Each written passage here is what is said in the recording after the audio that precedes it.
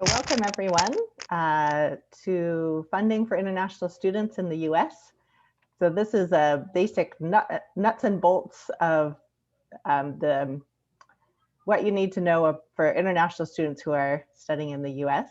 And my name is Shelley Hawthorne Smith, and I'm the Assistant Director of the Office of Fellowships and Community Engagement, which is housed in the Graduate College of the university. And I'm very pleased to have Georgia and Tolga with us. And if you could go ahead and introduce yourselves. Sure, I'm Georgia Ellers, and I'm the Director of the Office of Fellowships and Community Engagement, and am happy to be here today and hope that we can help you all find some funding. Hi, my name is Tolga. I work at the UA Global. I am the Director of Global Graduate Programs as well as Eurasian programs. So I do have a couple of hats, one with the University of Arizona's global partnerships across Eurasia and admission. And I also teach courses for the School of Government and Public Policy's International Security Studies program. So we're going to start with a bird's eye view, how international students pay for graduate school. And unfortunately, there's no single answer to this. There's usually a combination of resources that are utilized at different times throughout a student's grad school career. The first one is the most common, so teaching and research assistantships. And we'll go through all of these in detail and throughout the rest of the presentation. Then there's internal funding or fellowships from within the university, fellowships from outside the university or external funding. Then there's work, tuition waivers, savings, and then loans. So we'll cover all of these in more detail. We'll start with internal university funding, since really this is how most students are funded and kind of the most reliable mechanism. Georgia, do you want to start with these? Sure. So we find that most graduate students, particularly doctoral students, are hired on an assistantship, a graduate assistantship. It might be for teaching or for research. And they basically operate the same way. You're charged at the in-state rate, which is great. All that non-resident tuition just vanishes. And depending on whether you're working 10 hours or 20 hours a week, half or all of your in-state tuition is waived. And you also have the option of signing up for student health insurance, which is covered. That's worth about $2,700 a year. They also provide a little discount at the U of A bookstore for odds and ends. On a grad assistantship, you're not technically an employee of the university, but you do take the same holidays. You're not required to work on those days. There are also benefits for parents, parental leave, and you're also paid a stipend on top of the tuition waivers, which is taxed, and that's paid through the human resources side of the house. And depending on whether you're a first or second or third or more year student, you may be making additional, your stipend may increase and your responsibilities may also increase. But that varies greatly across departments. For example, in the English department or departments where we have a lot of TAs and a lot of required classes, TAs tend to be taking greater responsibility from the get-go. And in other cases, it kind of builds up over time. But it's a great way to get experience, meet faculty, and get accustomed to the system. And international students are permitted to do it. So that makes it even better. So go ahead. Oh, go ahead, Georgia. Yeah. In terms of finding internal opportunities, it's just a matter of paying attention to what's flying by you. A lot of times we find that word of mouth is as good as anything. You'll see a student in your department that has certain funding, and those that are successful are often really happy to share that information. You can talk with your faculty, the grad coordinator or person in charge of grad education on the faculty usually is a pretty good resource for that kind of information. And your graduate coordinator should be passing along quite a bit of information from different newsletters to students. And if you're not seeing them, then you want to go looking a little further yourself.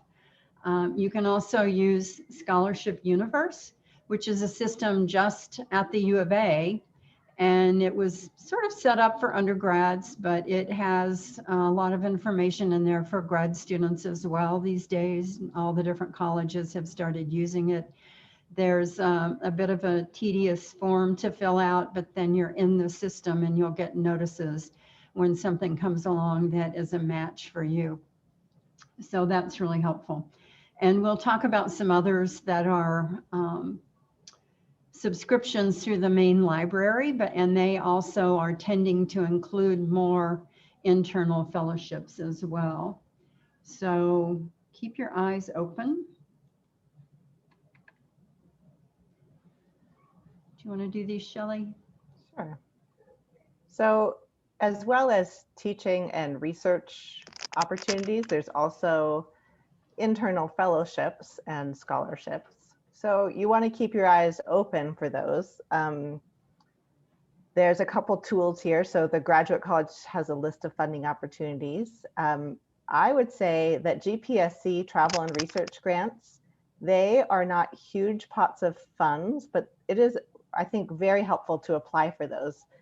We found that once you get a little bit of funding, you're more likely to get more funding. And so both for that reason, and because you get better at applying for things once you start applying to them. It's just a matter of practice. So I really recommend that all of you take advantage of those research and travel grants. Then also there will be scholarships and fellowships under your college and department. And we listed a few, like social and behavioral research has a list of funding, the College of Science, CALS has a list, and most colleges will have a list of opportunities within their college. And there's often some that are just for your department as well. And then as we said before, Scholarship Universe is a good tool for keeping track of what's out there too. I might also add that graduate assistantships are not really advertised in any central place. A lot of them are on Handshake, as are some of these other internal funding opportunities, internships, that sort of thing. But as a grad student, you can also hold an assistantship in a department outside your own department. So there's sort of central units like the Dean of Students if you were in higher education, or even the grad college has quite a few students. So if you're, for example, if you can teach the language from your home country, you might be able to get an assistantship teaching a language on the side if you don't find funding in your own department. Yes, that's a good point, Georgia. It is important to know that a lot of these end up being word of mouth. So it does also take looking on your side. Tolga, you had some? Yes, I was going to add UA Global is one of those options as well. We have hired graduate assistants before, especially the ones who are related to studies in education, education policy, and so on and so forth. And I don't know if these students are still actively recruited or hired by us, but this was kind of like a field work for us, for their dissertation. Like they were studying the data that we accumulated over the years when we do our international partnerships and our dual degree program. So that's another option to keep in mind. But like you said, it's most of the time it's about word of the mouth, that who like being social and entrepreneurial, and this kind of thing helps a lot. And I would say keeping an eye open for faculty announcements on grants received, for example. A lot of faculty will build in some sort of funding for grad students in their grant awards, and sometimes that gets passed down. So that's kind of another way. And also, don't be discouraged if you're in a department that's not able to commit to multiple years of support or can't promise you an assistantship next year. A lot of the hiring, for better or worse, just takes place at the beginning of the semester. So even though you may be anxious about funding for next year, your faculty is probably waiting to hear on a grant or something and won't know until next year. So the hiring and the grant getting takes place year round. So it's not always optimal for your peace of mind, but have a little faith. Some of that will come through. Okay, next we're going to talk about external or extramural funding. And there are lots of different ways to look at that, but it's basically funding from outside the university. It might be from government or foundations, or even funding from other tribes, Navajo Nation, for example, or other countries and foundations or entities that exist, like the German Academic Exchange, for example. And it's important, I think, as a student to understand what the funding can be used for. I've had students sit down with me and say, I just need to pay my rent and eat a little. And, you know, that's how we're sort of thinking is our day-to-day survival often as a student. But with funding, you have to look at what the source is and what the purpose of the funding is. And there are definitely some fellowships that have a stipend for living, and those are wonderful. They're kind of the cream of the crop. But many others will be more focused and might be appropriate as an early as a beginning grad student, or they may be more appropriate when you're writing, doing the research and writing up your dissertation. So one distinction is to look and see if they're need-based or merit-based. And need-based means generally that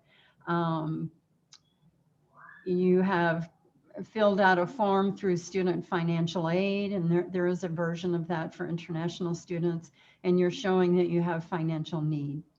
Merit-based doesn't look at your financial situation at all. It looks at you in terms of your academic acumen and ability to make a contribution or to advance your discipline.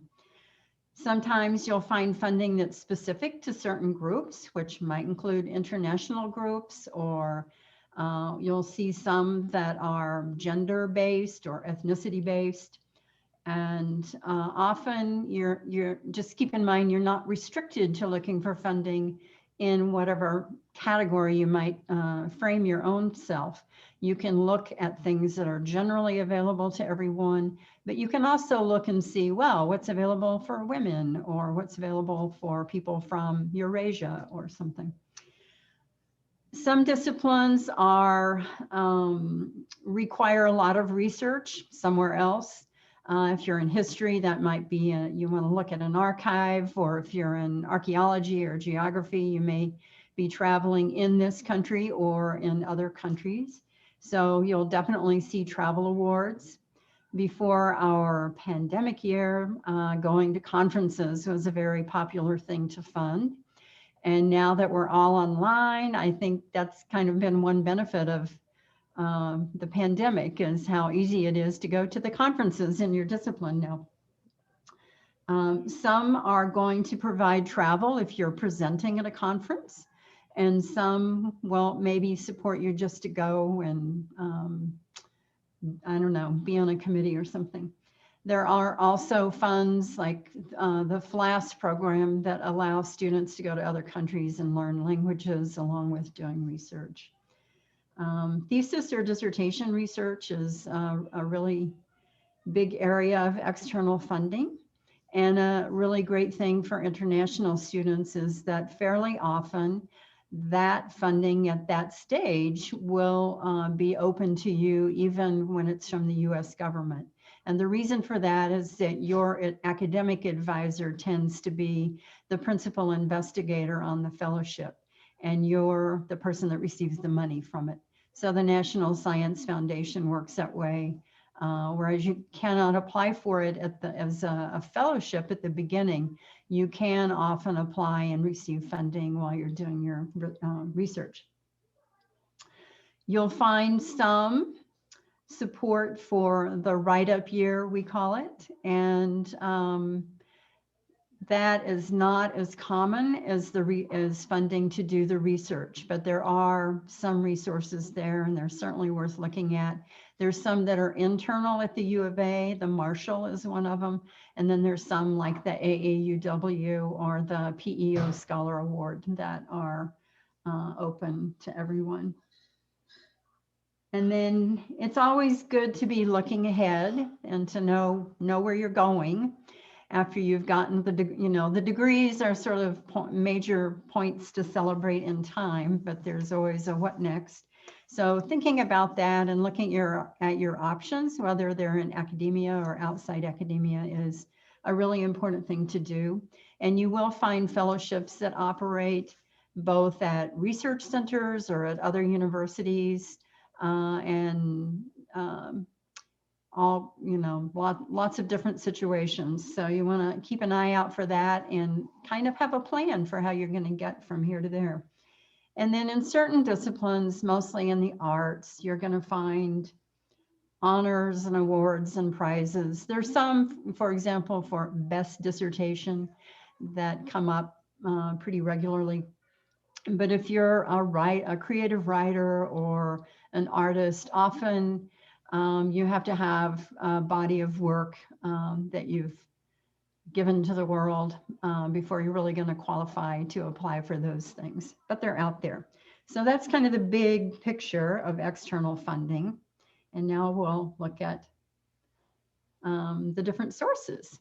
Do you want to go, Shelley? Do you want to? Sure. I have a little bit of ketchup on there, but I got most of it out. So sources, Georgia mentioned this briefly, but big source of funding, and often I think why international students can get discouraged, is government funding. Mm-hmm. So when you're looking at lists of fundings and you look at who's eligible, sometimes it can be discouraging as an international student, but we just want to tell you that there are opportunities, and we've known many successful international graduate students. So don't be discouraged. There are situations such as the NSF Dissertation Improvement Awards that occasionally are open to international students. So you just have to look a little bit harder. Mm-hmm. There's also international sources, and the best place to start with that is your own government. But also if you want to go, for example, to Japan or Germany, and certainly some other countries, there's often funding available from that country to do work in their country. And often that's open to international students. Mm-hmm. Then there's foundation funding, and Georgia mentioned a few of those. So some examples are the AAUW, or I know they have some for international students. I believe Mellon has some, and a number of foundations. They're just more flexible with their ability to fund students. Professional organizations often have funding that is available to students. Other universities, so if you want to do work in a library or archive or another lab, sometimes there's funding. And then commercial and industry support. So these, of course, depend on your discipline, but often that kind of financial support is open for international students. We have some other searchable databases that are really valuable, and we recommend that you spend a little time with them. The main library sometimes gives workshops on how to use these. They are pretty intuitive, and they do have videos and instructions along with being out there. And the two that the U of A has that are really massive, large systems are called Pivot and Grant Forward.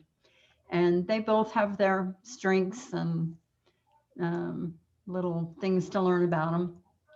You can access them free because it is a subscription. You do want to use it from your U of A email, and you want to register as a researcher from the University of Arizona in order to get a newsletter coming to you. And you can set different search options with them, including gender, ethnicity, or your citizenship. You can also tailor it in terms of where you would be conducting the research that you're planning to do. So if you're going to another country or if it's in the United States. And quick tip, that's a great way to narrow down the field.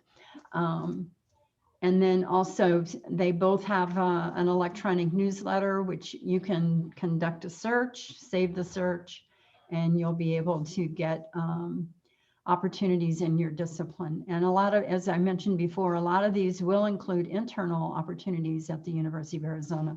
So you can search by institution, country, keyword, discipline, all sorts of things.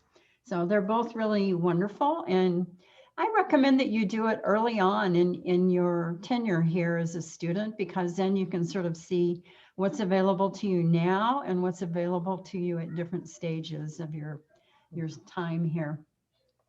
We also have given you a few tips on different universities that have pretty good systems for grad students. And Swarthmore and Caltech have some nice funding lists specific to international students. And these are usually quick and easy and free. You just jump on them. Don't pay to use these things. It's not necessary. And yeah, the other tip here was to try searching with and without the international student screen, because you always want to look at who the applicant is and whether or not your professor or the institution can apply, and then provide additional funding. And we've got just sort of a few examples here. Some of the big ones that we've worked with that do provide support for international students. There are many more than the ones listed here.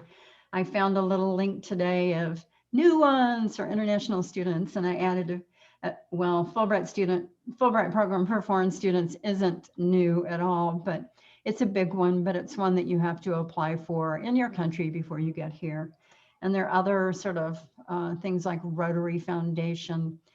I was going to say also, think about your own country and the organizations that you know come to that country and have an interest there and fund projects, whatever it might be. Because a lot of times those are going to be larger foundations, the Ford Foundation, or I don't know, they're, you know, different organizations tend to specialize in different countries. So if you know who's kind of operating in that country and is interested in education and promoting higher education, often they will have something to look at. So that's kind of a nice backdoor way to get in, just to see who's operating. Tolga, do you have any experience with that from your region of the world? Not directly, but I have experience, you know, like about these things because of my connection with other people. But I, you know, like these are all excellent sources. But I can add one more thing. Within University of Arizona, we do have a Office of Global Projects. I don't know. I don't think you mentioned that so far. Office of Global Projects is solely is there for this, to faculty find grants for international projects. And I just want to drop their website on the chat box. So okay. your time, please go ahead and visit them. They do have a international coordination meeting on a monthly basis. Like I said, you know, it's mostly faculty, but I would think that they will be very much, they will welcome inquiries from the grad students too. They are there to help you apply to these fellowships and the grants from all these nice institutions. Mhm. And I know there's sort of a group of us on campus that in a normal year, we band together for International Education Week, sponsored by the U.S. Department of Education, and we'll all try to put on something and highlight that. And then we'll be doing a Fulbright Week in, is it late March or early April this year? And folks from UA Global, the Office of Nationally Competitive Fellowships, the Grad College, and RII all kind of come together on putting on something to highlight the opportunities. So we'll have to pull you into that, Tolga. I think that link that you sent it's helpful, even if you find people who don't necessarily currently know about funding. It's helpful to connect to people who have similar interests in similar areas. And even though we give you these lists of databases, they're actually not the #1 way people find funding. It really is through word of mouth that people tend to find opportunities that are good fits for them to apply to. So I think it's a really good idea to look up what people on campus are doing in the area, either that you're from or you're interested in, or both. And Tolga, I think we wanted to ask you to talk about this. Sure. I heard a short presentation, but I was so busy writing it down, I don't think I absorbed it all. It's complex. So this is a optical practical training. This OPT status is a status that is not going to give you a job, okay? But it will empower you to look for jobs while in the United States, while under this F1 student visa, up to 12 months, and in some cases, if you're working on a STEM area, up to 36 months. So I think it's a good opportunity for international students to know about.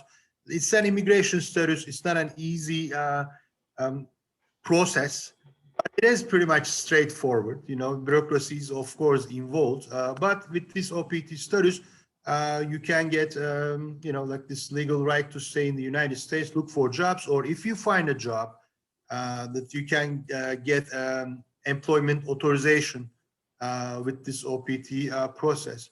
You can apply to OPT after your graduation, preferably, like while you're still an F1 student, but, like 90 days before your graduation, meaning, like the last semester of your schoolwork.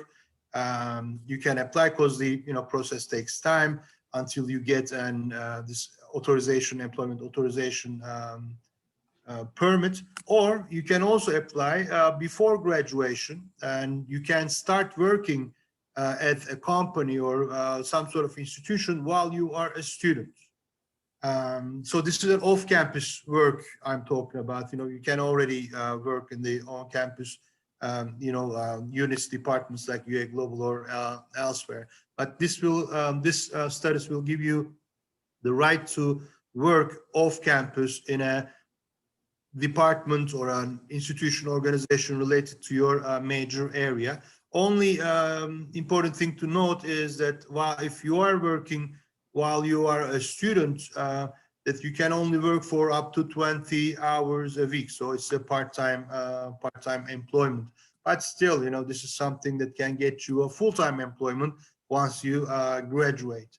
It is a bureaucratic thing. It's a little bit, I guess it's not complex, okay? It's very straightforward, but there are so many little bit of information that you need to know about. And for all that information, I invite everybody who are interested in the OPT program to reach out to our International Student and Scholars Services, ISS, which is under the UA Global, and the the link is provided on the on the PowerPoint. So this is another option, like once you're approaching towards your graduation, this is one way that can give you a higher hand to look for jobs. Great, thank you.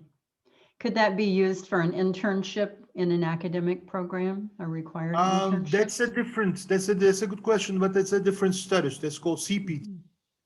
If it's involved in your curriculum requires you to be involved in off-campus internship, if it's in the curriculum, that's called CPT, curriculum practical training, and the process for that is different. And but the idea is same. Of course, it will give you the opportunity to work off-campus. Okay, thanks.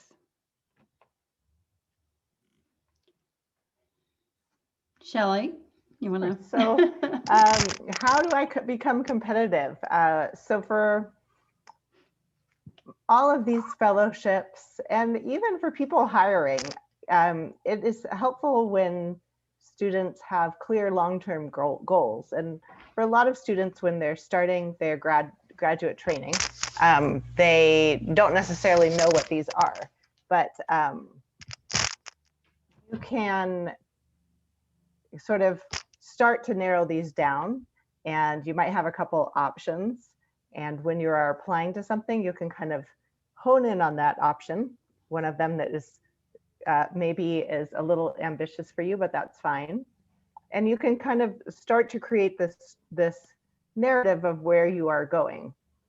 And the reason that we really suggest that you are able to do that in your brain is that people who are funding students like to know that their money is going to go to good use. So they want to know that you are going to use it in some way that's going to benefit society, benefit maybe several societies. And so it's really helpful for people when you are applying to fellowships for them to have an idea of sort of where you're going with your career. So kind of make it a practice to reflect on those long-term goals with some regularity. And we do see such a big, we say pursue what really interests you. We do see such a difference in students who have really found things that really drive them and are able to study and pursue those. So if you can find those things, then be sure that you take the path that is very compelling to you. There's many research service, internship, and funding opportunities on campus. And the more you can take advantage of, especially within the scope of your long-term goals, the better prepared you are to apply to more funding. We keep talking about the importance of talking to people and getting to know people, and I think we really can't emphasize that enough. It is definitely a little bit harder when you're an international student, but it also gives you a little bit of advantage because people love to meet new people. And I think almost every professor and grad student, they're interested in new things. So you bring a new perspective as an international student. And so you are of great value to the institution. And I just be sure that you're aware of that as you approach professors.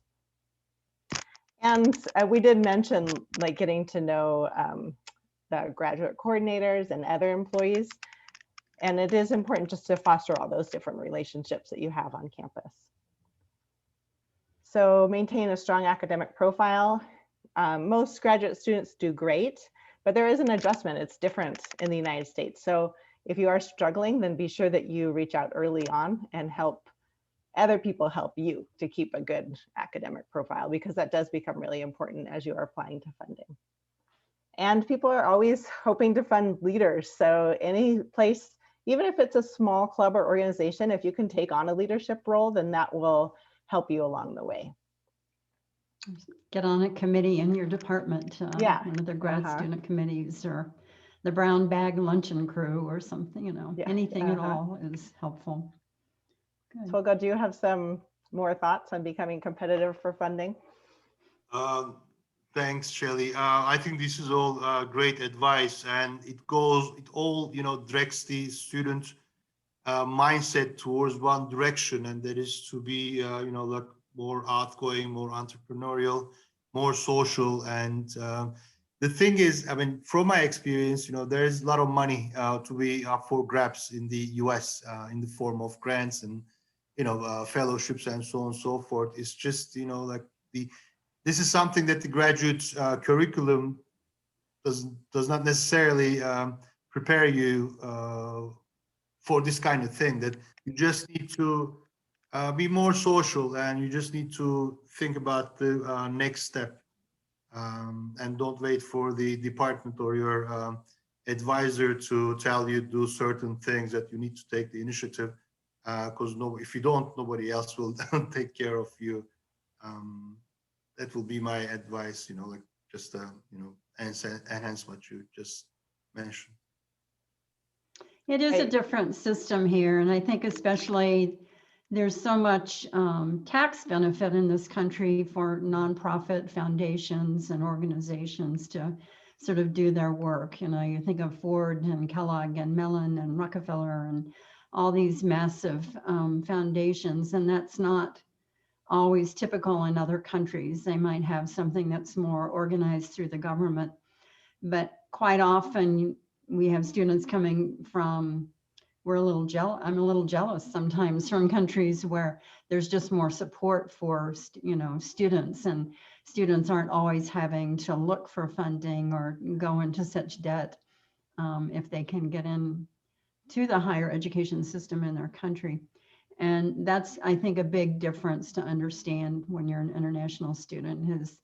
It is not automatically funded here, and different schools even operate in different ways. Public institutions have, for example, we're a Research One institution with a lot of research money and not so much money through the state legislature. And then you have sort of the Ivy League private schools who have massive endowments and sometimes, really lucrative support for students internally. And some of it is also based on the status of the department and the discipline it's in terms of how much money is available for the student. So it's a complex picture. And I think definitely networking and meeting people, even getting to the conferences and meeting the people in your field, not just at your institution, but in your field across the country or across the world, that are going to matter to you career-wise. It's a really important thing for students to do. What else do we have? Letters of recommendation, shall I? One thing as a student is that for anything that you apply for, you will be asked to provide some sort of letter of recommendation, and usually it's 2 to 4. So I always advise students to make sure you cultivate at least 4 wonderful faculty people who can write you an excellent letter. And that is another good reason to go to office hours and find ways to interact and to find employment on campus. So you want to obviously identify faculty whose research interests you, labs that you might end up in if you're in that kind of a field, and establish sort of a track record with them so that they know who you are. In a way, everybody at a university is exceptional. We're all exceptional. And so the professor that's going to write a really wonderful tailored letter needs to know more than that you're a hardworking, good student, because almost everybody is. So that extra effort, that social networking capital that you can accrue is really important to build and coming up with that letter. When you ask someone for a letter, I think it's wise to sort of plan ahead. You've done your research on what you want to apply for, and talk with your advisors fairly early on about what you might apply for over the different semesters or years, and the best time for you to apply for things. And get them in on your team. A lot of them really will help you with grant writing, or really enjoy that activity and mentoring students. But when you're asking specifically for the letters of recommendation, you want to ask, can you write me a strong letter? Give them an out if you know they're exceptionally busy, they just got COVID, whatever, you have to like pay attention to what's going on in their lives too, but allow time for them to organize, help them organize, don't just ask, send your updated CV, information on what you're applying for, the format, the deadline when it's due, and make a couple of reminders and thank them as well. And yeah, follow up and let them know what happened too. A lot of times students just sort of go off with their life and we're like, did they get that? So just be polite and be thankful. And I think don't consider it an imposition. One of the tasks of being a faculty member is supporting and mentoring students. And it is an honor to help promote people on their career path. So you are worthy, so ask. Anything else, Shelley, on that? I think that's pretty good. I think, as you said, it's part of people's jobs, so it's not a surprise, but do your best to help make it easy for them, and feel free to give them reminders. Usually people appreciate that. You could even ask when they would like a reminder. So yeah. Yeah, and especially this year, I think working from home, it's one day really runs into the next a lot, we've noticed. So it's like, oh, give them a calendar reminder. Okay. And Shelley, do you want to do this? Sure. So I think it's just helpful to know kind of the typical timeline for fellowships. And I do want to emphasize that this is a typical timeline and there are definitely many exceptions, but often the summer is the best time to be working on applications, and you can use the previous announcement from the year before to start working on an application. Often these are basically the same from year to year. Usually the deadlines to submit applications are in the fall and winter. Then the results are announced in the spring and the funding begins the following summer or fall. So you can see you really need to be thinking way ahead, and you're almost always writing applications quite a while before you feel ready. But you have to know that all the other applicants are in the same boat, because if you're fully ready, it's going to be too late. So really the bottom line is to keep track of all these opportunities and start working on them as early as possible. And it is pretty common if it's a national or international external fellowship, usually it's going to be a 6 or 7 or 8 month process. It's usually even maybe a full year before you can, between the writing or the working on it and the getting of it. So you really do have to look ahead.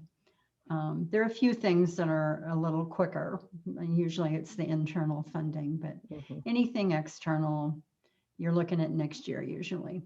Maybe there's some summer internships and that sort of thing that have a little shorter, quicker turnaround, that's in full swing right now, but give yourself time. And I do want to say that I think this can make it feel really intimidating to apply to fellowships, but look at it as part of the whole that will just help you write, for example, your dissertation proposal or whatever the project is. It will help you. So it's not separate from all of your other work. And if you are going into an academic track or a corporate track, even where you have to do proposals, some departments will have grant writing classes and that sort of thing, which are really helpful. But getting that skill down while you're still a student and you're not in charge of a full lab and supporting a dozen people, it's really nice to get that experience and sort of learn the approaches to it while you are still in grad school. And then it's not quite as intimidating later on. So, and yeah, student loans, we love them. No. There can be good times to take out loans. So if you need to, just be careful with it, get lots of advice, and go into as little debt as possible. And I say, think about your discipline that you're going into and what the average salary is there and how long it might take you to repay the debt. And definitely look at the interest rate and the long-term ramifications of it. One And of we're the all tricky- looking for balance, aren't we? Yes. So I think one of the tricky things about grad school is that the longer it takes, the more it costs, but then you need to also be getting what you need to get out of grad school. So this goes back to this idea of balance and just be cognizant of where you are in terms of time versus the knowledge that you're accruing. And when there is a time when you just have to get done. And so be aware of that as you move through grad school. And I think when you choose your advisor, that's a nice time to look at what the record is for the different faculty in your program. You know, some faculty have a really good track record of getting their students through very promptly and out into the workforce, and others are happy to be here and have you here. Yes, that is a great point. Yes. So we have help for you. We have our summer fellowship application development program is geared towards people who are working on applications over the summer.